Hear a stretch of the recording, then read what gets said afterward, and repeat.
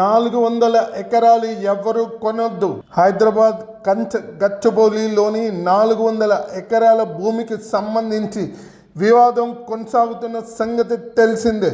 ఈ క్రమంలోనే మాజీ మంత్రి బీఆర్ఎస్ వర్కింగ్ ప్రెసిడెంట్ కేటీఆర్ సంచలన ప్రకటన చేశారు. బీఆర్ఎస్ అధికారంలోకి రాగానే ఆ 400 ఎకరాల భూమిని అతిపెద్ద ఎకో పార్క్ లాగా మారుస్తామని అన్నారు. ప్రభుత్వ భూమి అంటే ప్రజల భూమి అని కేటీఆర్ అన్నారు. ప్రజల భూమిని కాపాడాల్సింది పోయి ఇష్టం వచ్చినట్టుగా చేస్తానంటే కుదరదని చెప్పారు. ప్రజల సొమ్ముకు సీఎం రేవంత్ రెడ్డి కేవలం తాత్కాలిక ధర్మకర్త మాత్రమేనని, దానికి ప్రజలే ఓనర్ అని అన్నారు. పచ్చని చెట్లు నరకొద్దని విద్యార్థులు నిరసనలు చేస్తుంటే ప్రభుత్వం వారిని చర్చలు జరిపి వారి ఆందోళనలు విరమించే ప్రయత్నం చేయాలని అన్నారు. కానీ కాంగ్రెస్ ప్రభుత్వంలోని మంత్రులు వాళ్లకు ధైర్యం ఇవ్వాల్సింది పోయి వాళ్ళని గుంట నక్కలు, పెయిడ్ ఆర్టిస్టులు అని మాట్లాడుతున్నారని విమర్శించారు. ఇక హైదరాబాద్ సెంట్రల్ యూనివర్సిటీ ఆనుకొని ఉన్న 400 ఎకరాల భూమిని వేలం వేయాలని ప్రభుత్వ ప్రతిపాదనపై ప్రతిపక్షాల విద్యార్థులు ఆందోళన వ్యక్తం చేస్తున్న సంగతి తెలిసిందే. తెలంగాణ ప్రభుత్వం ప్రతిపాదనకు వ్యతిరేకంగా హైదరాబాద్ సెంట్రల్ యూనివర్సిటీ HCU విద్యార్థులు నిరసనలు కొనసాగిస్తున్నారు. హాయ్ అండి, ఈరోజు 3/4/2025 గోల్డ్ రేటు గురించి తెలుసుకుందాం. 24 క్యారెట్ల గోల్డ్ రేటు ఈరోజు మార్నింగ్ 9,280 రూపాయలుగా ఉంది. అదే సాయంత్రం చూస్తే మనకి 9,335 రూపాయలుగా ఉంది. అంటే మార్నింగ్ కి ఈవినింగ్ కి 55 రూపాయలు పెరిగింది. ఇప్పుడు 22 క్యారెట్ల గోల్డ్ రేటు గ్రాము మార్నింగ్ వచ్చే లోపల 8,501 రూపాయగా ఉంది. అదే ఈవినింగ్ వచ్చే లోపల 8,560 రూపాయలుగా ఉంది. అంటే మార్నింగ్ కి ఈవినింగ్ కి గ్రాముకి 59 రూపాయలు పెరిగింది. అలాగే ఇప్పుడు మనం సిల్వర్ రేటు గురించి తెలుసుకుంటాం.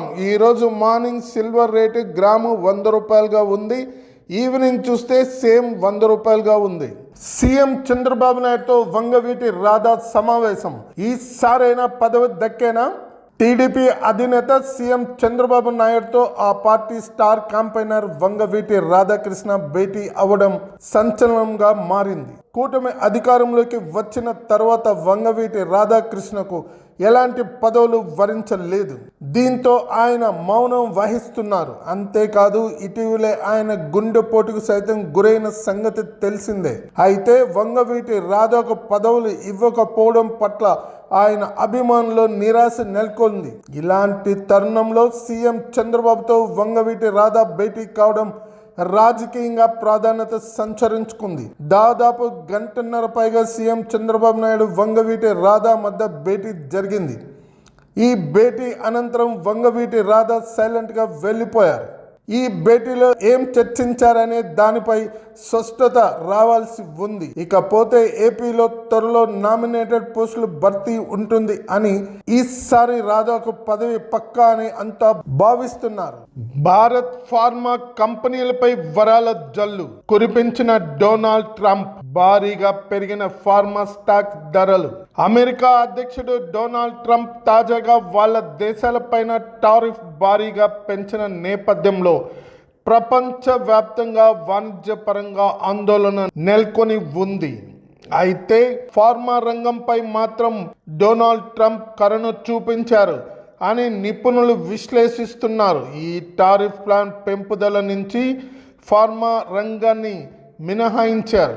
దీంతో భారత్కు చెందిన ఫార్మా కంపెనీలు పెద్ద ఎత్తున లాభం పొందే అవకాశం కనిపిస్తుంది. ముఖ్యంగా అమెరికా జనరిక్ మందులను ఎగుమతి చేసే కంపెనీలు పెద్ద ఎత్తున నేడే స్టాక్ మార్కెట్లో లాభపడుతున్నాయి. డెలివరీ బాయ్స్కు శుభవార్త. ఇక రోడ్లు పక్కనే ఏసీ గదుల్లో హాయిగా ఆన్లైన్ ఫుడ్ డెలివరీ, ఈ-కామర్స్ వ్యాపారం విస్తరించడంతో వాటిని డెలివరీ చేసే సిబ్బంది ఒత్తిడి ఎదుర్కొంటున్నారు. వారికి పని మధ్యలో విశ్రాంతి తీసుకోవడానికి వారికి సమయం ఉండదు. పోనీ కాసేపు సేద తీరుదామంటే సరైన చోటు ఉండదు. మహిళలకు ఈ విషయంలో చాలా ఇబ్బందులు ఉన్నాయి. ఈ నేపథ్యంలో వారి ఇబ్బందులను పరిగణలోకి తీసుకున్న అధికారులు విశ్రాంతి తీసుకోవడానికి అనుకూలంగా మెయిన్ రోడ్ పక్కన ఏసీ గదులు ఏర్పాటు చేయాలని నిర్ణయం తీసుకున్నారు. డిప్యూటీ సీఎం పవన్ కళ్యాణ్ కు థ్యాంక్స్ చెప్పిన ఎమ్మెల్సీ నాగబాబు.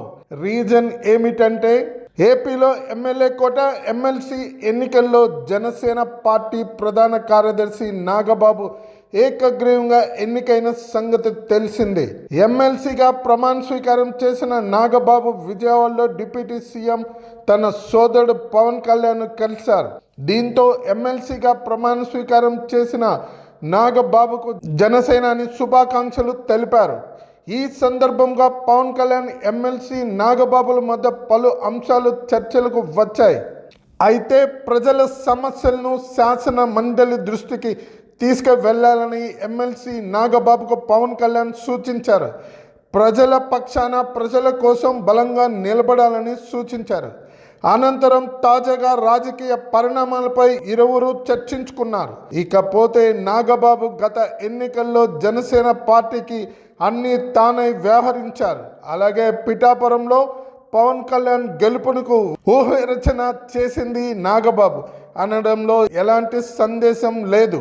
అలాగే పిఠాపురంలో పవన్ కళ్యాణ్ గెలుపునకు మొత్తం ప్లాన్ చేసింది నాగబాబు అనడంలో ఎలాంటి సందేహం లేదు. ఈ టైంపాస్ పనులేంటి, ఇదేం సినిమా కాదు. డిప్యూటీ సీఎం పవన్ కళ్యాణ్ పై ప్రకాష్ రాజ్ ఫైర్.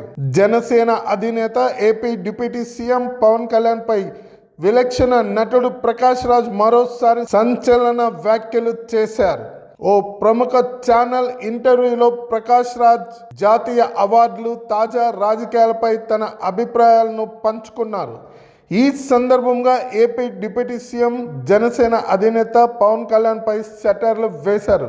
రాజకీయాల్లో అడుగుపెట్టిన సమయంలో ప్రజా సమస్యల గురించి మాట్లాడిన పవన్ కళ్యాణ్ తీరా అధికారంలోకి వచ్చిన తరువాత వాటి గురించి పెద్దగా పట్టించుకోవడం లేదని ఎద్దవ చేశారు.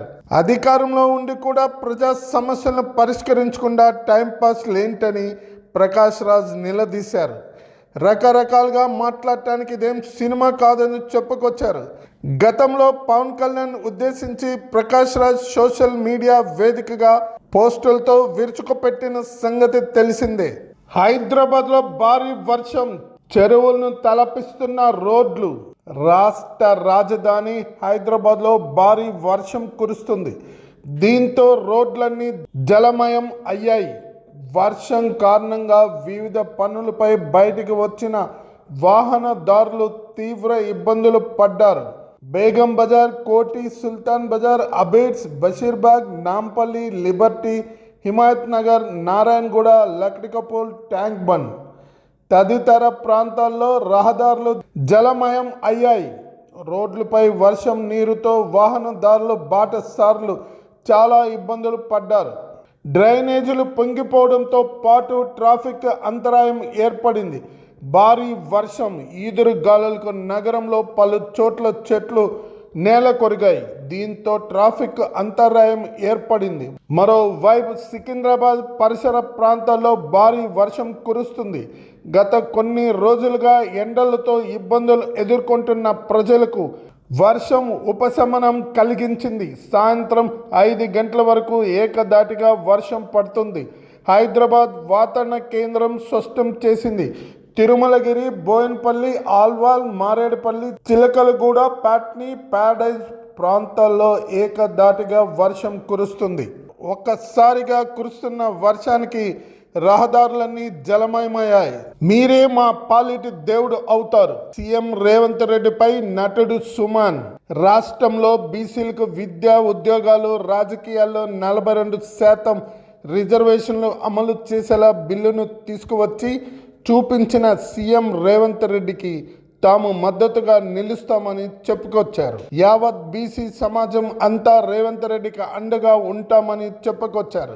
ఏజెన్సీ ప్రాంతాల్లో బీసీలు, గౌడ్లు ఉన్నారని రేవంత్ రెడ్డి పెద్ద మనసు చేసుకొని వారికి ఎస్టీ స్టేటస్ ఇవ్వాలని సుమన్ కోరారు. ఈ డిమాండ్ చాలా కాలంగా ఉందని, ఇది నెరవేరిస్తే మీరే తమ పాలిట దేవుడు అవుతారని నటుడు సుమన్ చెప్పుకొచ్చారు. నరేంద్ర మోడీ బీసీలకు రిజర్వేషన్ అమలు చేయాలని ఈ సందర్భంగా హీరో సుమన్ విజ్ఞప్తి చేశారు. జగన్ ఆలోచనలన్నీ జైలు వైపే, రెడ్ బుక్లో ఉండేది వారే. మంత్రి నారా లోకేష్. వైసీపీ అధినేత మాజీ సీఎం వైఎస్ జగన్ ఓ ప్రిజనరీ అని మంత్రి నారా లోకేష్ ఆరోపించారు. ఆ ప్రిజనరీ ఆలోచనలు అన్నీ జైలు వైపే ఉంటాయి అని ధ్వజమెత్తారు. సొంత చెల్లి తల్లికి న్యాయం చేయలేని వారు మాకు చెబుతారా అని మంత్రి లోకేష్ ప్రశ్నించారు. తప్పు చేశారు కనుక ఆయన ధైర్యంగా ప్రజల్లో తిరగలేకపోతున్నాడు. అధికారంలో ఉన్నప్పుడు ఆయన ఎవరిని కలవలేదు. ప్రతిపక్షంలోకి వెళ్ళిన తర్వాత కూడా కనీసం కార్యకర్తలను కలిసే సమయం జగన్కు లేదు అంటూ మంత్రి నారా లోకేష్ ఎద్దేవా చేశారు. మరోవైపు రెడ్ బుక్ పేరు వినగానే ఒకరికి గుండెపోటు, మరొకరికి బాత్రూంలో పడి చేయి విరిగింది అంటూ సెటైర్లు వేశారు. చట్టాలను ఉల్లంఘించిన వారి కోసమే రెడ్ బుక్ అని చెప్పుకొచ్చారు. ఇకపోతే పాస్టర్ ప్రవీణ్ పగడాల మృతిపై ప్రభుత్వ పారదర్శకంగా దర్యాప్తు చేస్తుందని మంత్రి నారా లోకేష్ చెప్పుకొచ్చారు.